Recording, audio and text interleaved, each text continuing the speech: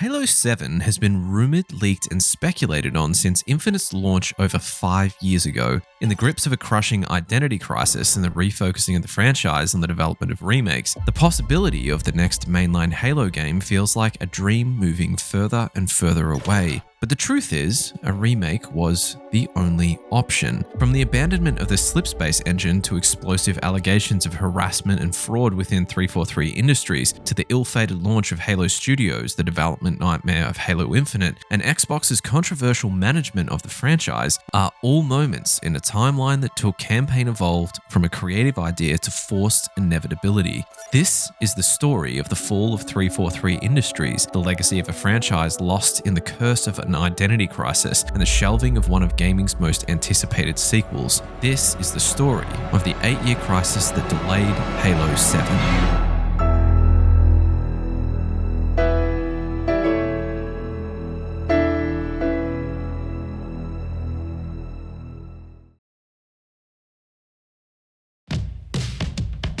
The earliest records we have of Halo 7 were during an era of excitement in this story. It was December 8th, 2021. Halo Infinite had just been released to critical praise, and while misgivings regarding its lack of critical launch features like local co-op and Forge hung like a dark cloud over the release, fans were broadly enjoying being back in the Master Chief's visor again. With a campaign centered on the franchise's iconic frontman, a return to the Halo installations, and tight gunplay synonymous with the franchise, Infinite was garnering strong base admiration despite some rough edges. A blend of the intrinsic wonder tied to the awe-inspiring megastructures and the power fantasy of controlling humanity's last hope was a much more familiar and exciting proposition than what the community had come to expect from Halo in this past decade or more. While it never quite reached the heights of the original trilogy that propelled Halo into the pantheon of gaming legend, Infinite was a refreshing change from an era characterized by the franchise's long-standing identity crisis. Halo, more or less,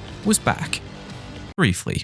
If insider reports are to be believed, it was shortly after Infinite's launch in 2022 that 343 Industries began looking to the future. Capitalizing on the success of Halo Infinite's launch, the sitting head of creative for 343 Industries and beloved franchise veteran Joseph Staten held a studio-wide internal meeting to pitch the future of the Halo narrative. Through early concept art and high-level descriptions, Staten laid out his vision for the future of Halo, with Infinite's finale laying the groundwork for the franchise's next existential threat in the Endless. Staten was committed to seeing this story through to its next chapter. With Staten at the helm from the very beginning of the creation of a new Halo game, the franchise had the best possible chance for a true return to form. But sadly, Halo's future was not within Staten's control. As time went on, the favourable perception of Infinite that accompanied its launch began to sour. Of course, there were the missing launch features like campaign co-op and Forge, which weren't released until an entire year later. However, the major problem was that while players were largely enjoying the casual multiplayer and competitive game modes, there was no clear picture for future content releases.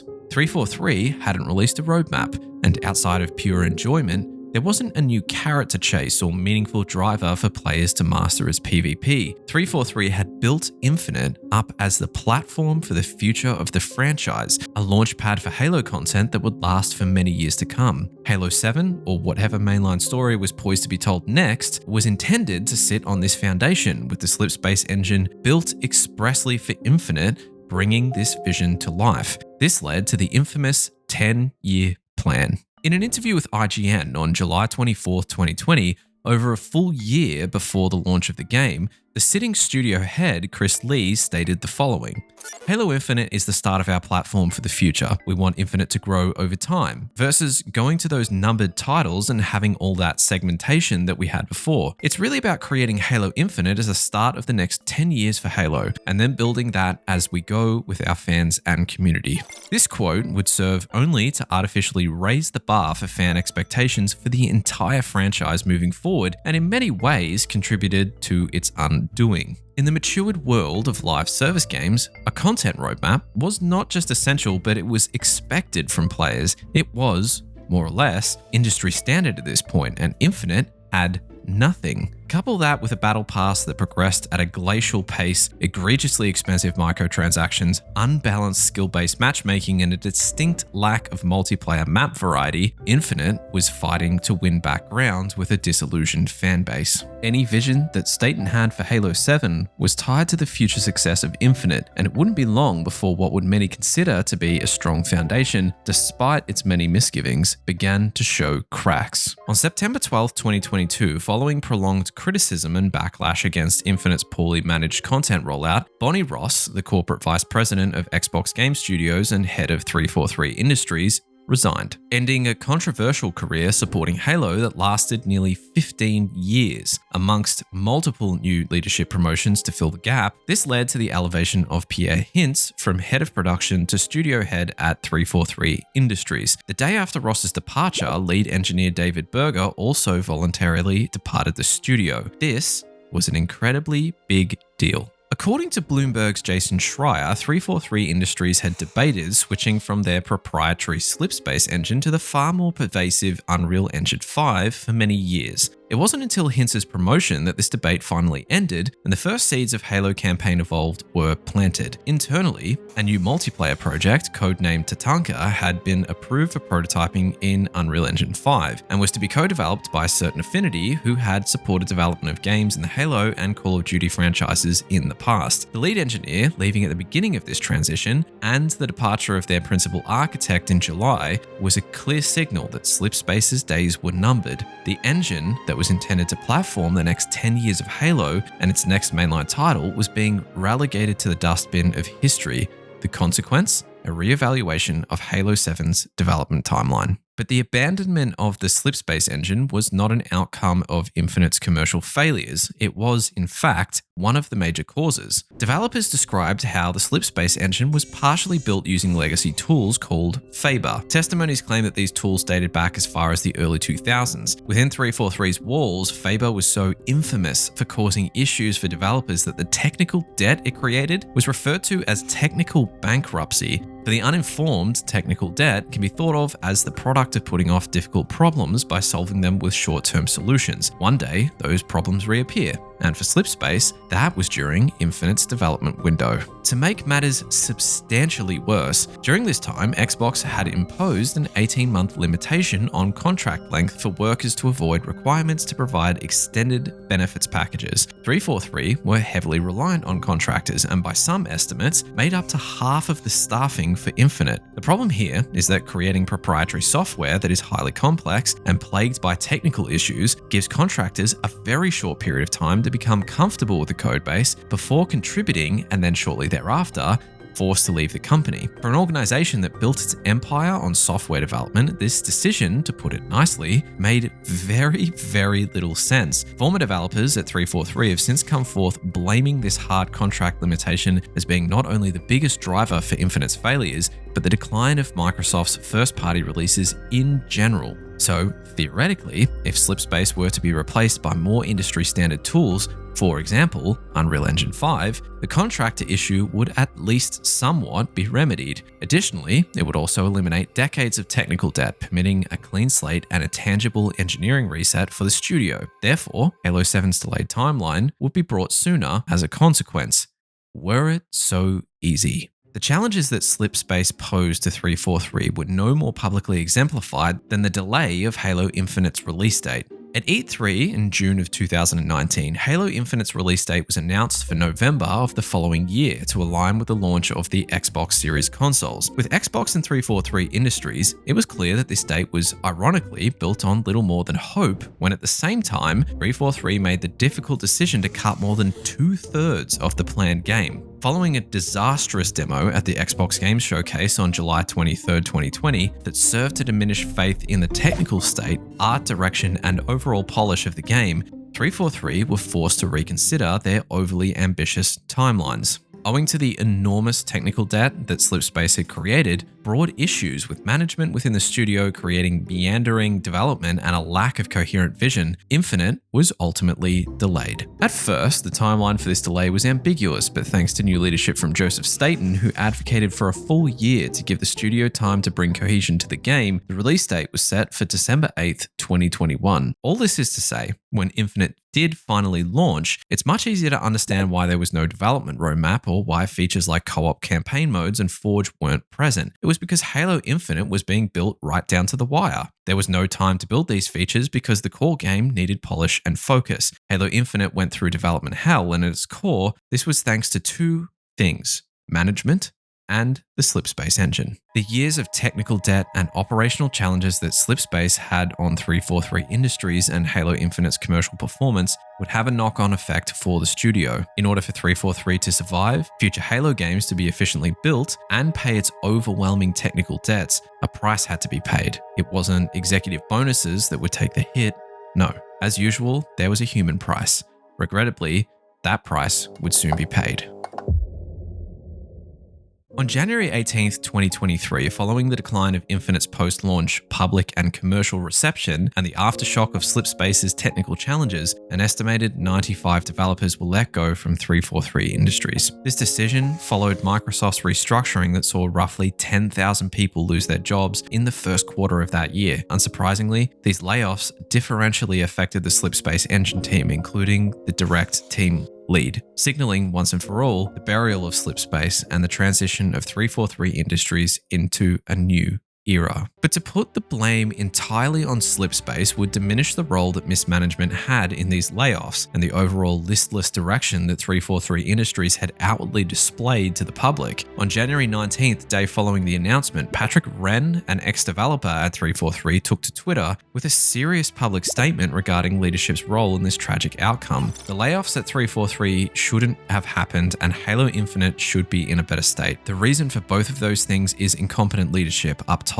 during Halo Infinite's development, causing massive stress on those working hard to make Halo the best it can be. The people I worked every day with were passionate about Halo and wanted to make something great for the fans. They helped push for a better Halo and got laid off for it. Devs still there are working hard on that dream. Look at Forge. Be kind to them during this awful time. Jason Schreier then retweeted the statement claiming that Wren's story mirrored what he'd heard from many other Halo developers, a chorus of voices rallying in protest around their impacted colleagues and a public outcry against the tragic decline of the games industry. But the face of one of 343 Industries' darkest periods was none other than the custodian of Halo 7, Joseph Staten himself. Staten had decided to depart 343 Industries to return to his former role in Xbox publishing, meaning any influence he once had over the franchise's future direction was officially over. It would only be a few months later, in April of 2023, that this beloved titan responsible for a core part of Halo's legacy would leave Xbox altogether. The impact of Staten's departure to Halo 7's development is hard to measure, and in lieu of any public statements from former developers or Xbox game studios themselves, can only be speculated upon. On the one hand, it doesn't preclude any cancellation or rewrite of any ideas he may have supported while at the studio, but given the timelines from insider reports dating back to 2022 at the earliest, it's likely these initial concepts were substantially changed or are in the progress of being substantially altered. On the other hand, Jason Schreier's Bloomberg article following the mass layoffs at 343 reported the following. Since Halo Infinite was released, fans had assumed that in addition to new multiplayer modes, 343 was working on new content for the story, but that wasn't the case, according to the people familiar with this situation. Developers were making prototypes in the Unreal Engine and pitching ideas for new Halo games rather than working on new missions for Halo Infinite. Many of those developers were laid off this month, and the company isn't actively working on new story content, the people said. A Microsoft spokesperson declined to comment. Thus, 343 weren't working on story content for Infinite anymore, and in fact,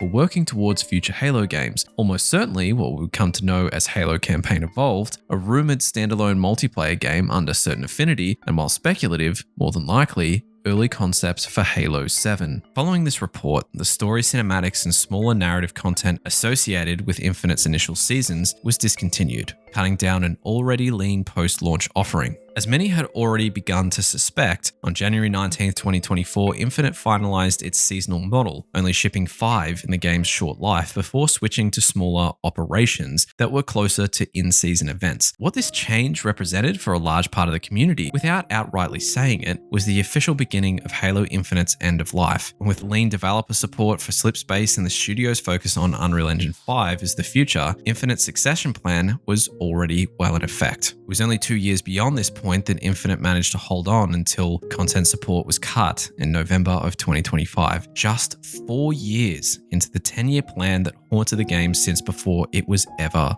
launched. What was once a beacon of hope for Halo fans had become another casualty in the ongoing battle for the franchise's identity. The chaos caused by Slipspace and the mismanagement of Infinite's development had backed 343 into a corner, with the remnants of the past engine now being swept aside at the cost of 95 developers and years of effort put into Halo's platform for the future. The studio was left with very little options, a story left abandoned and unfinished, a range of developers untrained on the studio's new engine, an exodus of core leadership taking decades of experience with them, and a brand rejected by the fandom that kept the franchise alive. 343 Industries was staring at the end of their legacy. Developing the next mainline game under these conditions was a risk too great to accept. To survive the harsh environment of the declining games industry, the cutthroat management of Xbox game studios, and the resentment from their core audience, there was only one lever left to pull: a hard reset. So with Infinite now in the rearview mirror, Halo needed a reset from a marketing, management, technical, and narrative perspective. Faith in the studio's ability to carry Halo into the future was at an all-time low. It was October of 2024 when Xbox Game Studios, forced into a corner, announced the formal reset of the brand governing Halo's future. With over a decade of Halo games failing to meet player hype and expectations, the brand of 343 Industries was, if not universally hated, very close to it. At the Halo World Championship, just before the final match was played, Xbox published a press release announcing the newly rebranded Halo Studios. Halo Infinite was the last remnants of how we made Halo games in the past. That was our recipe. And what we are doing right now, we're changing that recipe. This moment was expected, but it largely welcomed nonetheless, as it signaled that Microsoft were committed to investing in the Halo IP and that the studio were ushering in a new era for the franchise. A moment for celebration, right? Well, sort of. With almost 15 years of disappointment and broken promises, the community celebrated the death of 343 Industries and the ceremonial introduction of a new age. Alongside the announcement of the new name, the developers presented a showcase of a long-rumored and now confirmed Unreal Engine 5 project called Project Foundry. It wasn't a new game or even a traditional tech demo. It was more of an in-engine exploration of what Halo could be in Unreal Engine 5. It was an experiment to see if Halo could still feel like Halo in a new engine. But some more pessimistic, or rather pragmatic fans, recognize that a fresh coat of paint, when it starts to age and crack, reveals what was once beneath. Halo Studios was still 343 Industries after all. To validate this sentiment, former developers began to come out of the woodwork to warn colleagues, prospective employees, and fans of the potential risks of engaging with Halo Studios. In fact, on October 9th, 2024, Will Waltz, a former animator for 343 Industries, made a public statement targeted directly at studio leadership.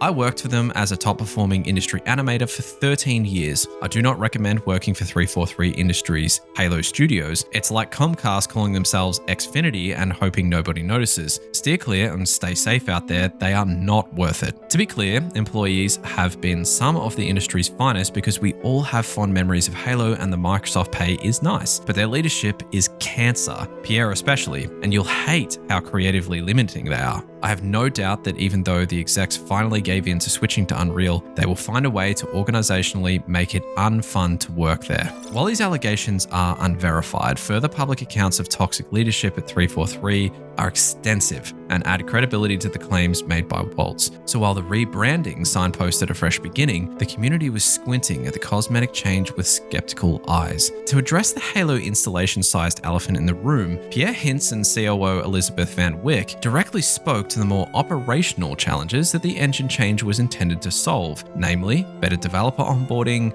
faster content rollout and development, and of course, outsourcing engine support to a third party in Epic Games. Benefits that, internally, developers had allegedly been evangelizing for quite some time, and yet were not the face of. So even if you were heavily skeptical of the rebranding, at the very least, the engine change promised greater efficiency in the corporate structure of Xbox Game Studios. Faster development meant more games at a faster rate. But there was one more technical opportunity that Halo Studios could leverage to speed the process up even faster, namely AI. Through early October of 2025, rumors of generative AI usage being utilized in the development of Campaign Evolved began to surface. As is always the case, this generated a wave of backlash against the studio. To quell this unrest, executive producer Damon Conn and game director Greg Herman sat down with Rolling Stone to address the controversy. I want to be very clear. People are creative. People make games. AI can improve workflows, it can do things for the game, but I want to be very specific and clear that the people are the ones who are creating the game, and there's an opportunity to improve a workflow or something along those lines. We'll look at it again. It really should be additive to the creation of a game. It's a tool in a toolbox, Greg Herman said. I may go a little off message here, but some of that gets very challenging when we look at how integrated AI is becoming within our tooling. We use Photoshop. There's generative fill, for example. The boundary lines can get a little fuzzy. I will say though, again, to Damon's point, it really is about that creative spark that comes from people and improving just overall workflows. So more or less, the answer was, yes, we're using it, but not in a bad way, at least according to the definition of Xbox Game Studios. With all these rather off-putting reasons to be less excited for Campaign Evolved, for some fans, the detail that enabled them to overlook these skeletons in the closet was the unexpected reveal of not one, but multiple in-development Halo titles. Over the coming year, the hype began to build as leaks and speculation permeated the community regarding the unannounced titles. As a means of fanning the already burning flames, Halo Studios released a blog post hinting at the forthcoming announcement of their first Unreal Engine 5 project during the October 2025 World Championship. But when the game was finally revealed, it wasn't a teaser for the next mainline installment, but a remake of Halo Combat Evolved, the game that started it all.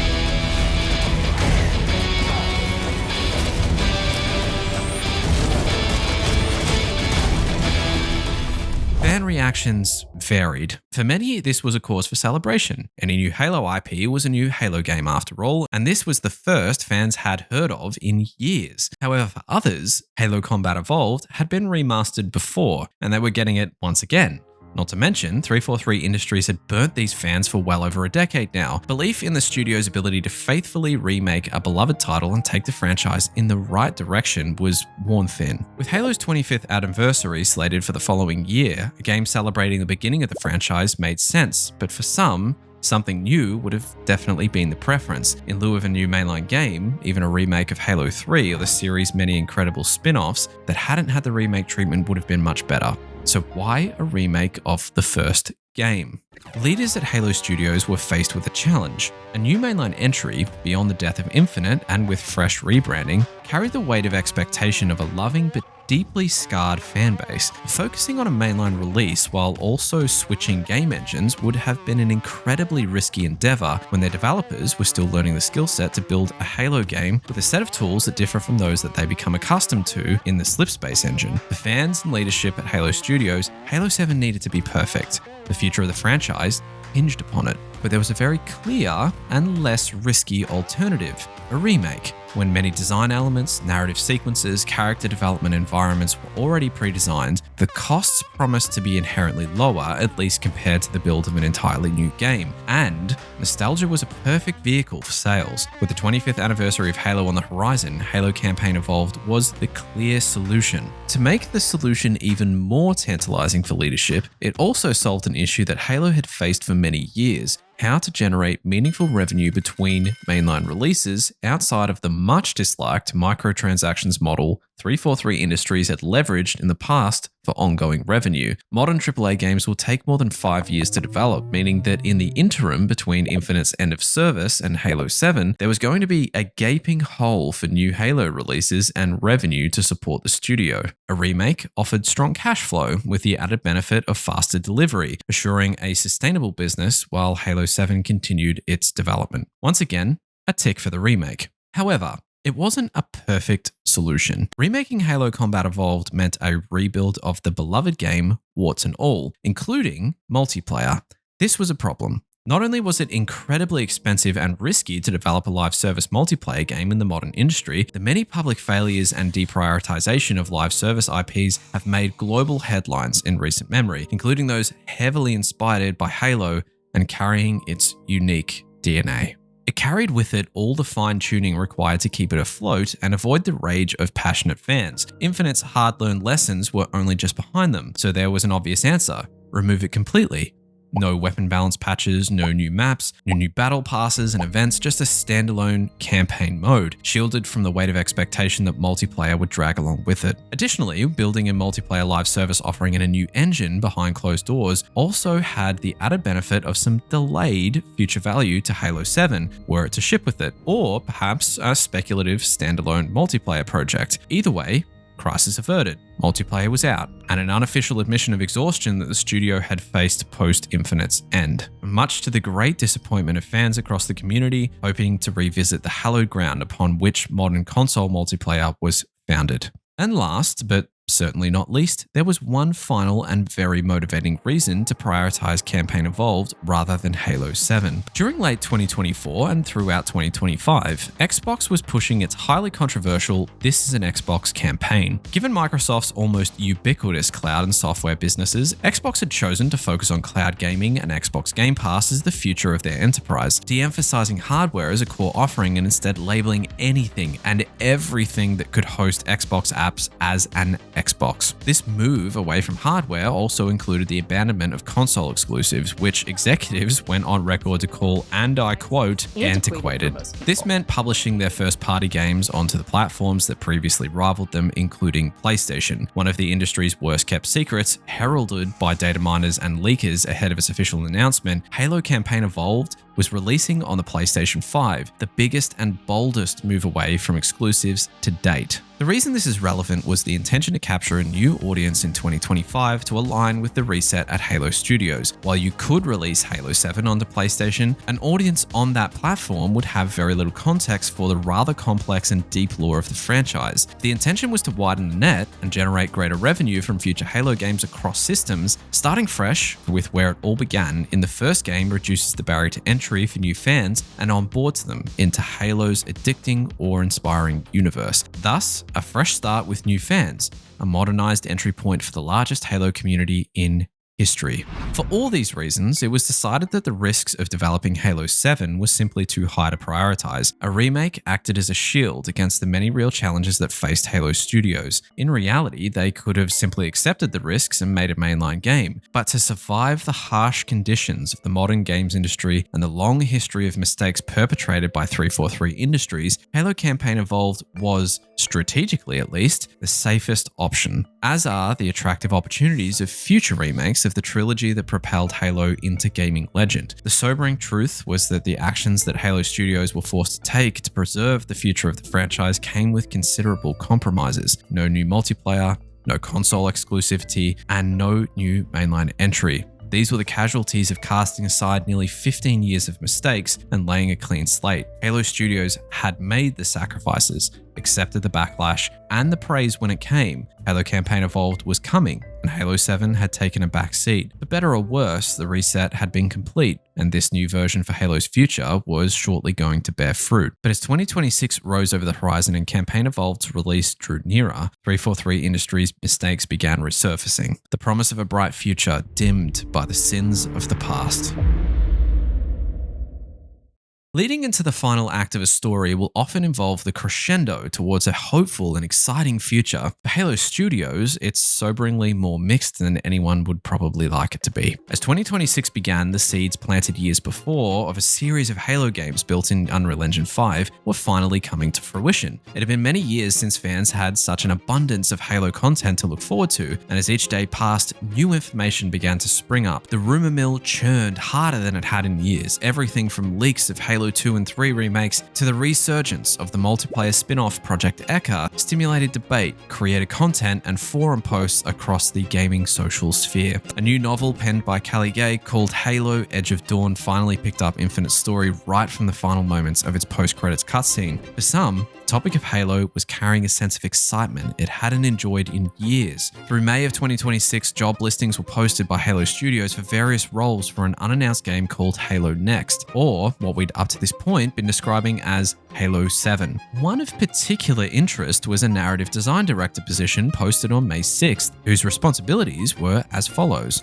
We are looking for a narrative design director to help define and deliver the narrative experience for Halo Next. The role is responsible for establishing narrative direction information early in development, and ensuring narrative is integrated into gameplay, environments, missions, and player experience throughout production. So not only was Halo Next real, it was confirmed to be in active production, albeit very early on. Speculation and theory crafting were keeping the community well fed as they awaited Campaign Evolved's launch. Halo had returned to the center of gaming discourse, excitement being a welcome change from the pessimism and disappointment that flowed in the wake of Infinite's untimely release. Campaign Evolved was just on the horizon, poised to usher in a new age of prosperity for the franchise, or another casualty of a studio mired in controversy. As 2026 continued, the echo of 343 Industries' failures were haunting Halo Studios when their triumphant debut was imminent. A resurgence of disgruntled employees was surfacing, targeting accusations at leaders within the studio. Allegations of fraud, cronyism, and harassment, amongst other transgressions corroborated by past developers, were starting to spring forth as Xbox embarked on yet another wave of studio closures and job cuts. Owing to the overwhelming number of independent individuals coming forth with anecdotes, evidence, and support for individuals sharing their stories, the case against the newly christened studio and its executive leaders painted a picture of widespread toxicity. This included, but was not limited to, former art director at Halo Studios Glenn Israel, whose extensive allegations and calls for independent third-party investigations into the studio's culture had garnered public support from ex-employees and widespread media coverage. Insider reporting from Mr. Rebs extensively covered these allegations, garnering direct validation and support from Israel himself. Additionally, Windows Central insider Jez Corden independently verified Rebs' reporting, including the targeted accusations towards studio head Pierre Hintz, labeling him as a controversial figure internally and reporting direct evidence of HR reports of bullying. However, it is also worth noting that this same report highlighted praise of Hintz and his commitment towards his game portfolio, noting a complete lack of tactfulness and people skills as likely being the cause of his controversial status. Additionally, the enormous pressure as studio head of one of gaming's biggest franchises under the crushing weight of its many past failures was also noted as a potential driver, but very large amounts of public evidence painted a very damning image of Hintz and other leaders within Halo Studios. The question being, is pressure and a lack of tactfulness as a studio head a worthy excuse for an extended record of employee complaints, with the public allegations continuing to come forth with more detail as each day inched closer to Campaign Evolved's release? The burden of the studio's silence was becoming heavier and heavier. Either way, this wasn't a great start to what should have been the studio's moment of triumph, a murky and off-putting set of justifications to hesitate supporting the rebranded studio. For these reasons and the broader instability of the gaming industry, Halo Studios was rumored to be in a state of strategic re-evaluation of its operations. This was given greater credibility when on July 7th, Xbox announced the forthcoming layoffs of approximately 3,200 employees. Asher Sharma, Xbox's sitting CEO, claimed that investment would remain the same, but with greater focus, discipline, and clarity. The outcome for Halo Studios, either with greater investment or losses for the sake of efficiency, would become clear with time. With Halo Next in early pre-production, even the most optimistic estimates place its launch within 2028. But given the framing of its story is only just in planning and the great turmoil stemming from its parent company, the stark truth is that the years beyond are significantly more likely. While Halo Studios and the hopeful side of the fandom look forward to a new era of Halo, for others, burnt by 343 Industries' many failures, there is a long road ahead before Halo's next mainline entry and the return to form of one of gaming's most treasured icons.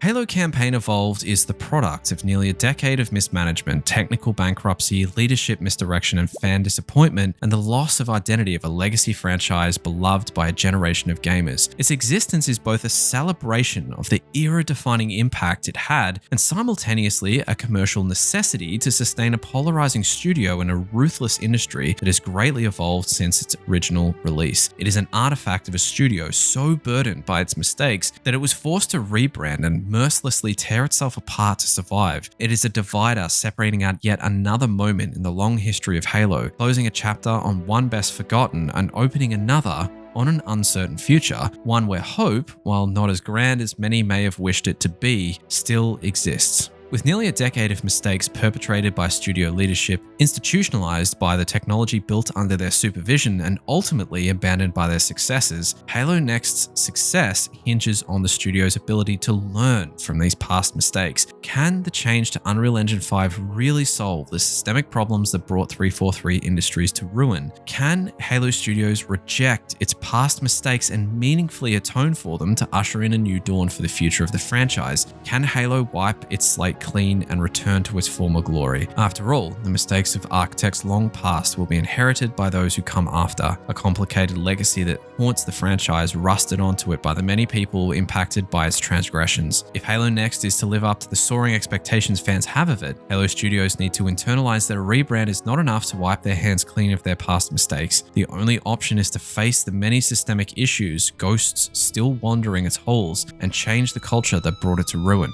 Only then will they finally be able to finish this fight.